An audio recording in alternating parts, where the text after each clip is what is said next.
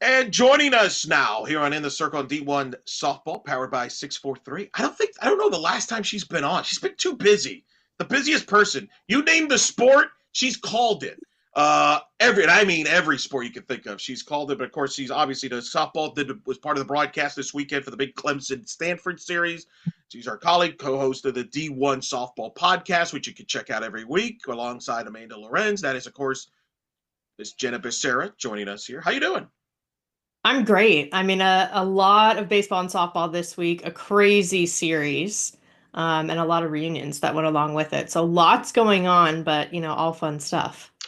Well, let's get into the series. This was to me the marquee series. I had Coach Rittman on the last week, and even had Coach Allister on the last couple of weeks. And the storylines writes itself with him and the team. But let's just, folks, first talk about the on the field, because these are two Yeah. good teams battling to host regionals, battling to move up in the ACC standings. Two teams that I think a lot of people had questions going into the year. Stanford being kind of young in the circle with Nija moving on, but yet a lot of people coming back, especially the offense. But Clemson, with a young team who you saw in Clearwater, kind of take some lumps early in the year, but has peaked since. And they delivered a exciting series. Clemson winning it 2 out of 3, holding on Sunday. What's your takeaway now, seeing both of this matchup on the field, and what stood out to you? I think it was circled on the calendar for a reason, right? I mean, you said there's a lot of personal ties and things like that, but just for the ACC landscape in general, Florida State, I mean, they did get their first loss of the ACC season this weekend, but still they're really right at the top and have solidified themselves for now at that top spot. And then Virginia Tech with the sweep over Stanford in that second spot.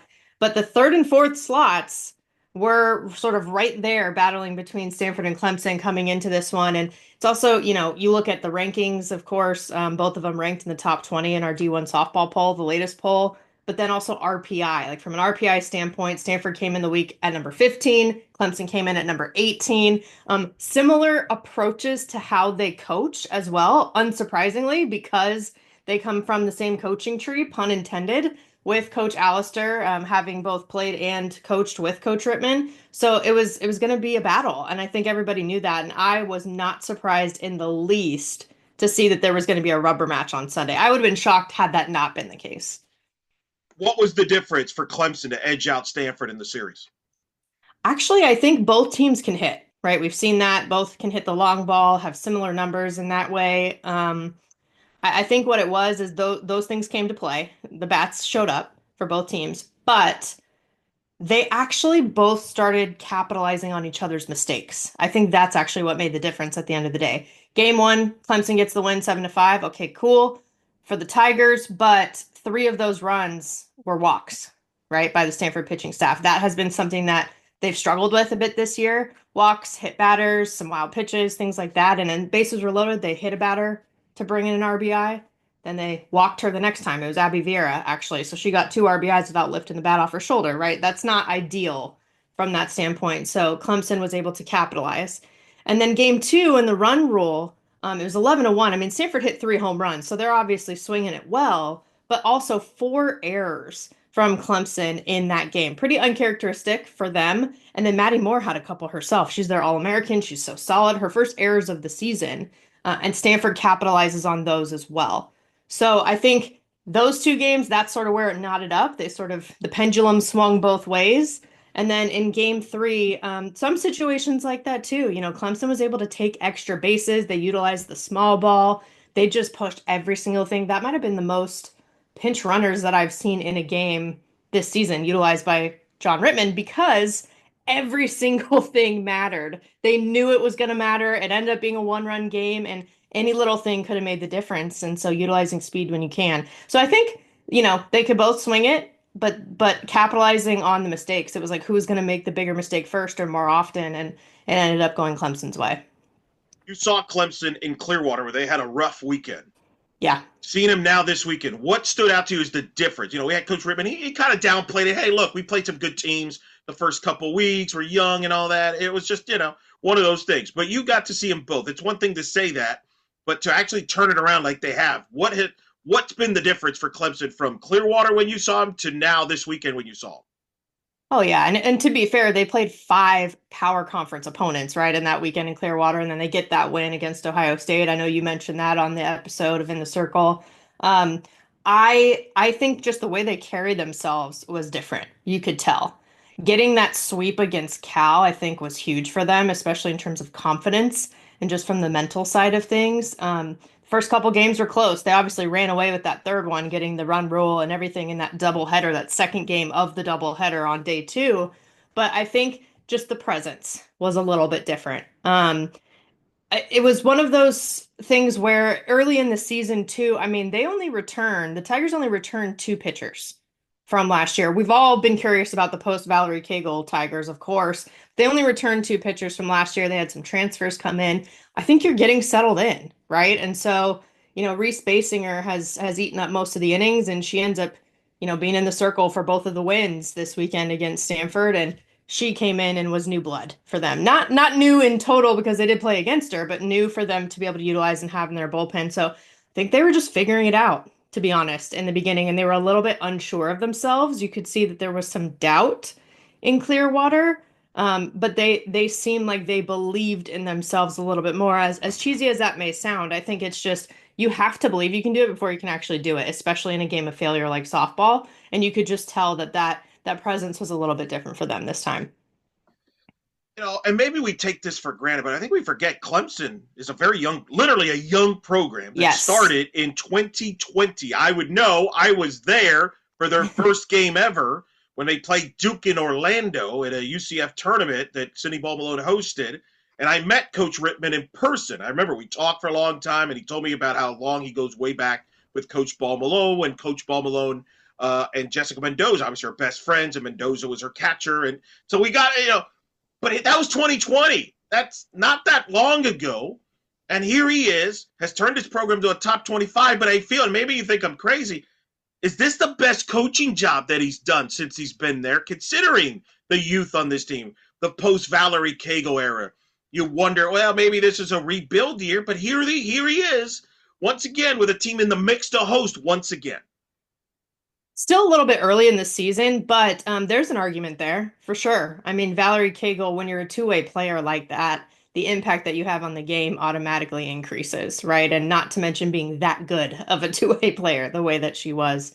So now to see this year, I mean, they had four freshmen in the starting lineup on game three. That's pretty crazy. That's the rubber match. It means a lot in ACC standings. A lot is on the line, and they have four freshmen in that lineup. That is something I know that from playing for him, like he doesn't take those things lightly. Experience matters. He's very intentional with the lineups that he creates. And it's not just about there's a strategy there, it's about who's hot at the moment, but trying to put it together to give them the best shot that they can have on the field. And so I think the young program, but a young team within a young program, right? So he did build up that Stanford program before he went to Clemson. He was there from 97 to 2014. I mean, 18 straight winning seasons, 16 straight NCAA appearances, five super regionals, two World Series. Like he knows what it's like to build a program. Technically, there was one head coach there before him, but really in terms of the varsity sponsored period of softball at Stanford, he built it. So the concept of building a program up essentially from scratch, not new to him when he went to Clemson.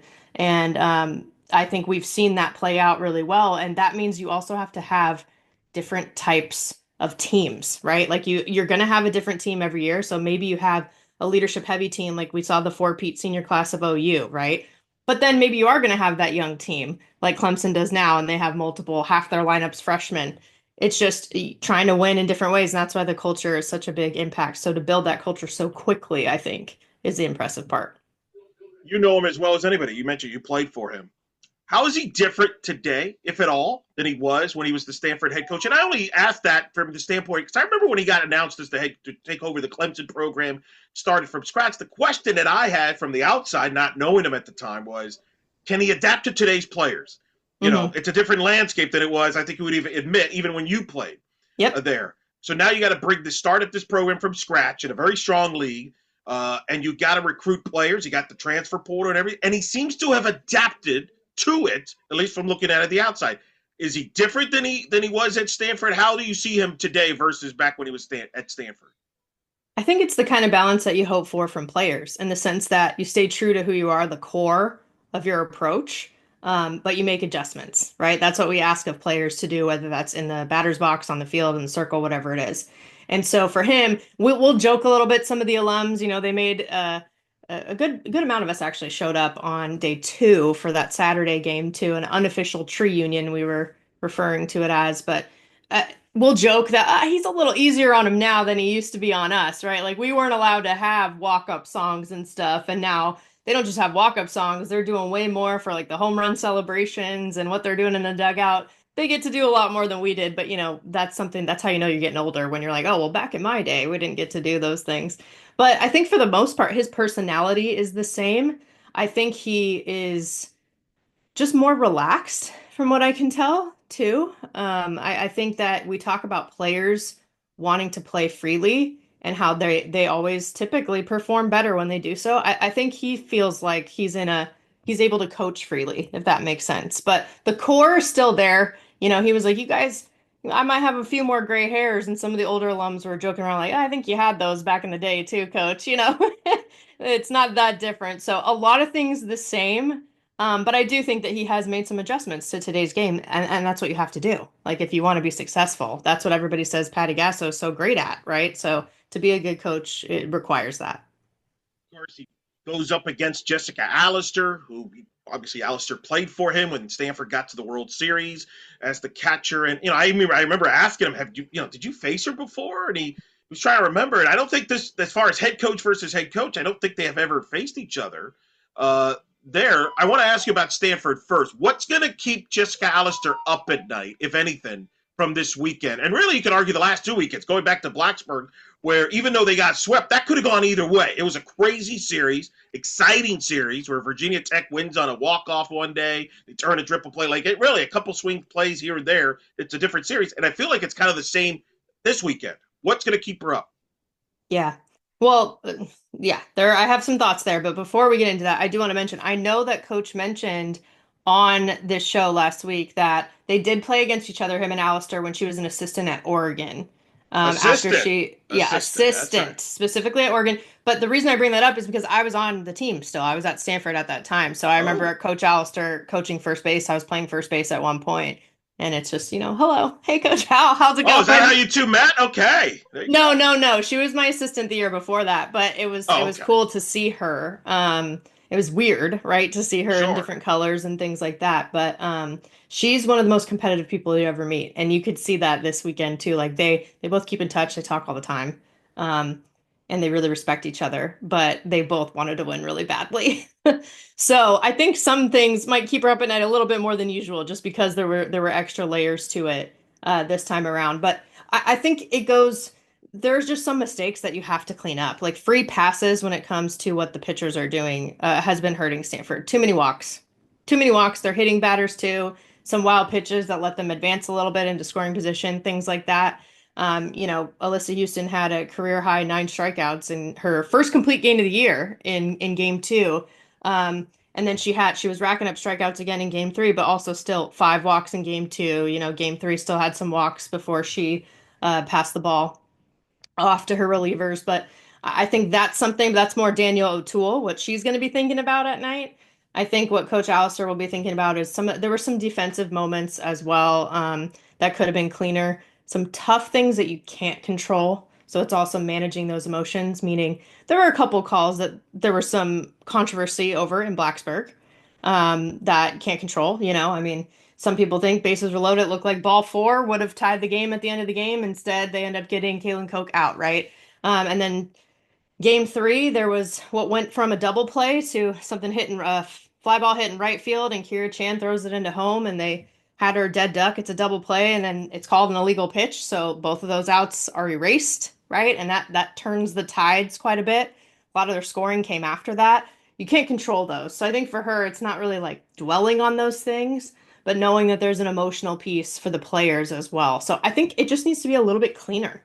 Hitting and offensive production has not really been a problem for Stanford. If anything, they've only gotten better every single year. They're already second all time now for single season home runs, and we're just barely in April.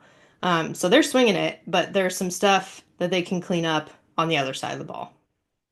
Well, and I'm sure what frustrates her, I mean, that's your experience defensively. Like Yeah. that should not be going on. I think that's what's probably going to agitate her. Would you agree with that? The experience. It's one thing if you had a Yes. young team behind you, but it's the pitchers that are young. So the The walks are not a pitchers. surprise.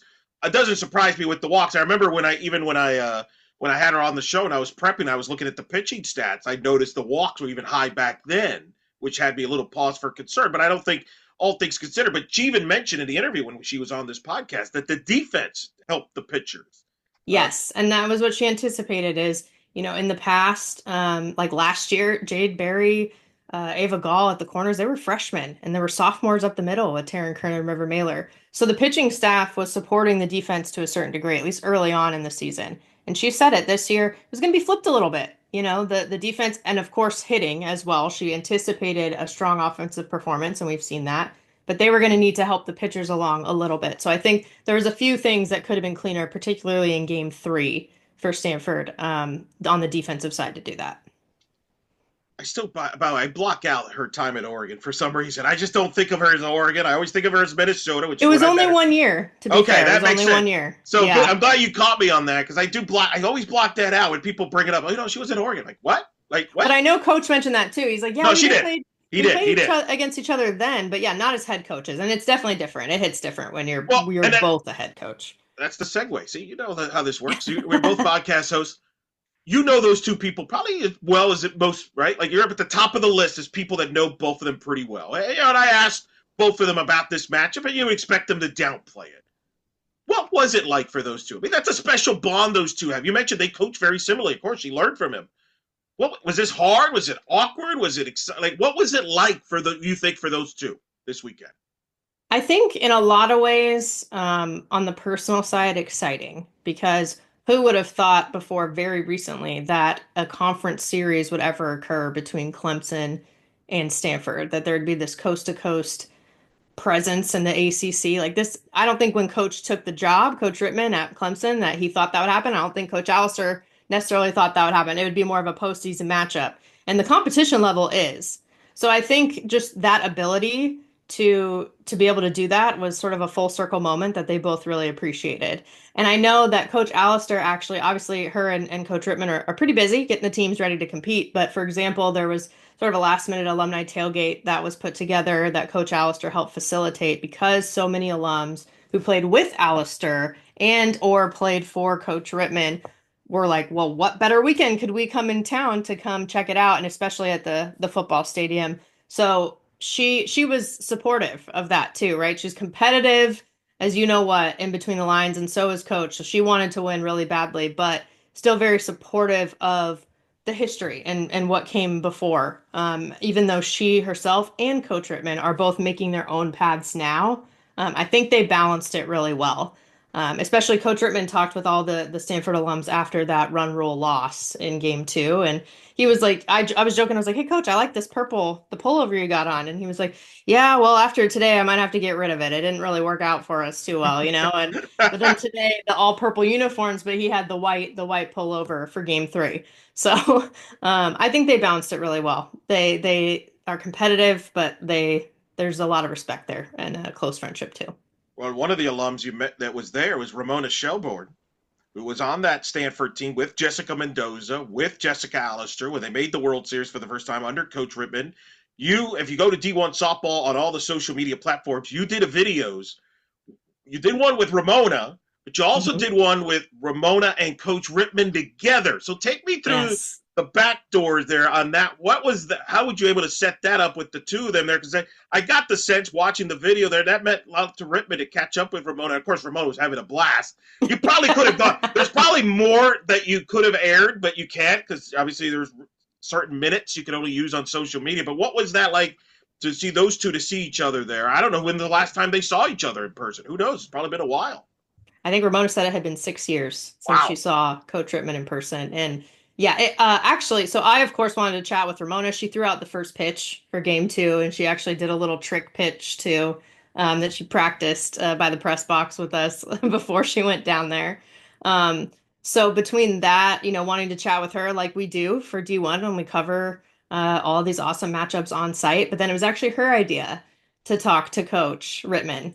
I thought it's just so unique, right? I mean, obviously she has the journalistic background that she has with ESPN, so she knows all about ACC and these sort of connections with her own work that she does, even though she focuses a lot on, of course, the NBA. But I think Coach Rittman did. He had been back to Stanford since his coaching days, but it was to watch his son, Jake, who was on the football team for Notre Dame play. Because Notre Dame and Stanford play every year. The Legends Trophy is something that they play for. So he had been back a couple times for that, but not for softball. So I think he knew what it was like to kind of come back to the Bay Area and everything, but to see all the alums show up, he teared up a little bit, of course, but he also laughed pretty hard as well. And Ramona was one of those players that I think probably made him do both those things when she played. And so just getting to see as an alum myself too, when you have a coach that was around that long, there are so many alums that had a similar experience, even if it was a different time period. So he adjusts, like we were saying, over time, but hearing some of the things be almost the exact same as when we played, for when she played, for example, and then even when some of the more recent players played, is it's just that unifying feeling, right? So I think they were both just thriving, and if anyone was going to get him to do something like that, it was going to be Ramona Shelburne. So Makes sense. So did she go up and tell him, or did you have to like tell him, "Hey, Ramona wants to do this"? How did it? Who asked the favor there? Ramona had told me she thought of it. She's like, "Hey, we should get Coach to come over here." And I was like, "You it just should just be you two. Let's see how you two do it together." She's like, "Okay, I'll go ask him." And then I had told him, I was like, "You don't have to if you don't want to. I don't typically ask, coaches after they lose, let alone lose in the Of course. fashion that they did in Sure. game Right. two to do that." But again, if anyone's gonna get him to do it, it's Ramona. And he was like, "You know what? Yeah, I'll do it." And it less about the game anyway, right? More so Correct. about the relationships and just the impact over the years. So it worked out. Well, and he even told me. I mean, he knew he was going to see a lot of friends. And Yeah. listen, obviously, you're trying to win games and everything, but he even mentioned that in the video. And again, I recommend people to check it out if you've not. That it's more than just a game. Yeah. So that doesn't surprise me that he did that. Do you get it? Do you get a sense that this meant a lot to him to see a lot of those familiar faces? Oh yeah, definitely. I mean, there's a ton of people on the field, all these alums, wanting to go down on the field, of course, to say hi to Coach Alistair, but they've seen her more recently. So I also to say hello to Coach Rittman. So there's Cardinal everywhere, and then there he is in his purple, right? And it's just him. But they came and they stayed as long as they stayed after the game to say hello to him, and it was from again all different sort of phases and eras of his career. So I think for him, a little overwhelmed, but in a positive way. What was this like for you? Because you called it from a broadcasting standpoint, both as play-by-play and color. I don't think you've ever did that for a coach you played for, like Coach Rittman. What was it like for you? I'm sure you saw him in Clearwater, so for you, probably it wasn't as unique as for the other alums that saw him this weekend, but still, you're broadcasting a big series, which you're always locked in, but with one program inside out very well, that you're there on a daily basis, but at the same time, you're covering the other team that has a coach that you probably know as well as anybody because you played for. Yeah, and because Clemson is such a young program, like we said, I mean, we've all been following it from the beginning, right? So that's what's so interesting is that since I've followed Clemson, that's the entire history, right? So of it. And so for Coach, I hadn't gotten to actually call one of his games yet for Coach Rittman. And so that was special. Obviously, Coach Alistair, again, one of my assistant coaches, do that all the time. But I think first and foremost, again, great competition. Knew it was going to be a great series and a great three games. Knew it was also very important for ACC standings, the landscape, all of that. So even if you take away the personal elements, I mean, what a series to be a part of and to get to help tell the story of. And then you add in everything else as well. I mean, the Stanford band, who is notorious, if you know, you know, they showed up on Friday night. They don't get to do that all the time for baseball and softball. So everybody knew it was just a little bit special this time around. And unique because you're doing it at a football stadium. So of course that would Yeah. be the perfect time to bring a band. Is at the football stadium. What do you expect from them? Where do these two teams go from here, moving forward now? Stanford, I know Yeah. they've got Cal coming up here real soon, which is a big Yep. series with the rivalry. But also, I know they're trying to set the record for the largest softball attendance. That's been a big campaign that's being pushed over there. Clemson obviously comes back. But what do you expect now for both of these teams here in the rest of the ACC in a year where the ACC right now, the number 2 conference in the RPI, could get anywhere from 7 to 9 bids into the tournament. You can have multiple teams hosting. Where do you see from these two teams moving forward now? Yeah, it's interesting because we still have a decent amount of softball left in ACC play. So by no means is it over. I think it's interesting for Stanford because you mentioned it. They play Cal. There's always something extra with the rivalries. Anything can happen, sort of thing, no matter what, across the board. And then it will be hosted at Stanford, so there's a little bit of that home field advantage effect there. But you said it, the big swing that Saturday of that 3-game series, the day before Easter, is when they're going for that record, and they've already sold. My understanding is they blew past 5,000 tickets that they sold, and they're and counting. I think it's actually more than that. Then they'll be sharing, updates publicly. But I think for Stanford, they have Cal and they still have Virginia. So these are teams that are not easy.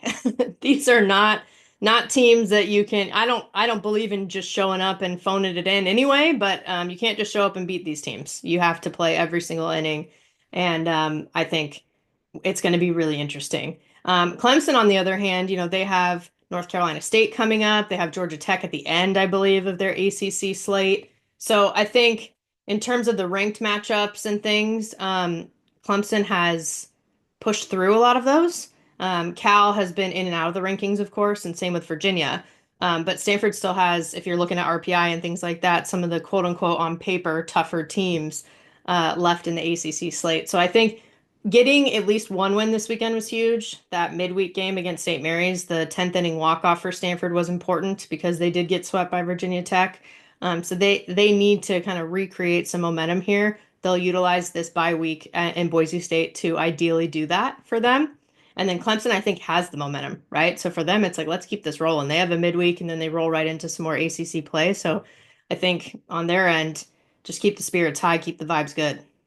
I think Stanford's learned so far from the ACC now. Year one in the ACC, it's here, it's reality.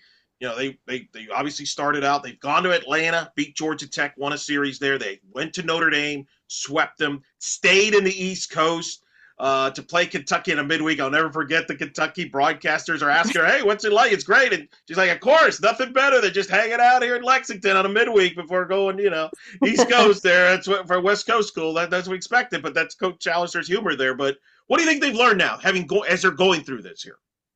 I actually did have a chance to ask Taryn Kern that after their Georgia Tech trip. So before this long trip, it was right before they were heading out for, like you said, Notre Dame, Kentucky, and then Virginia Tech all in one. So they're in 3 different states. I mean, they're not incredibly spread out across the country, right? Like they're all in the same general vicinity, which is why they did it that way. But it was their longest trip that they had done of the year.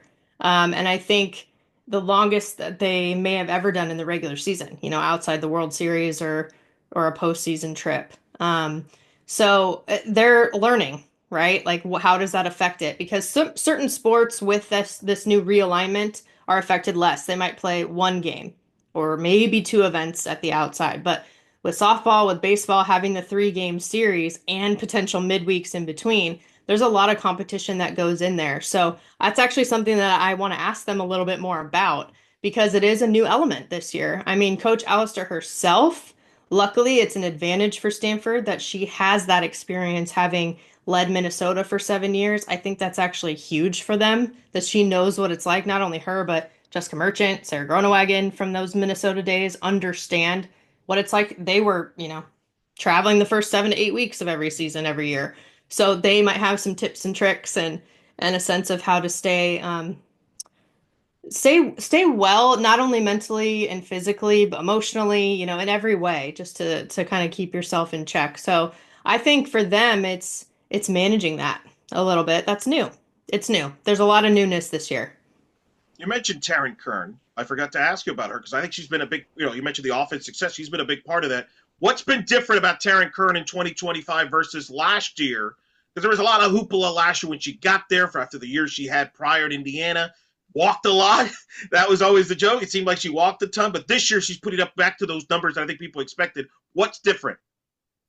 Well, she set not only walked a lot, but set a single season record for Stanford last year in walks and hit by pitch, by the way.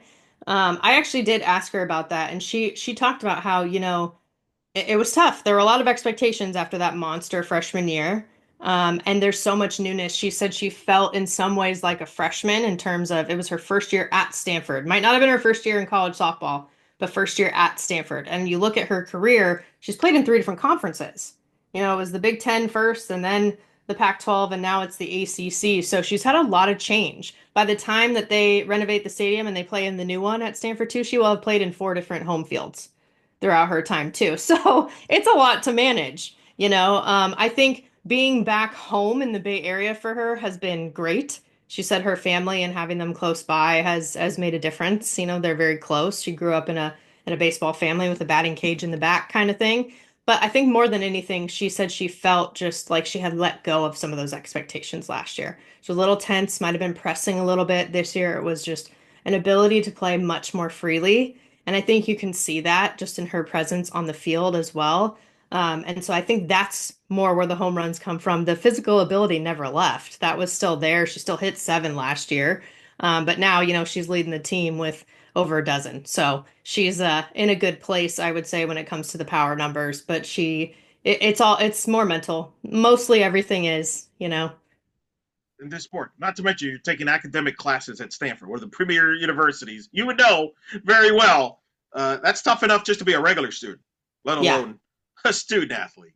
But she's recovered very well there.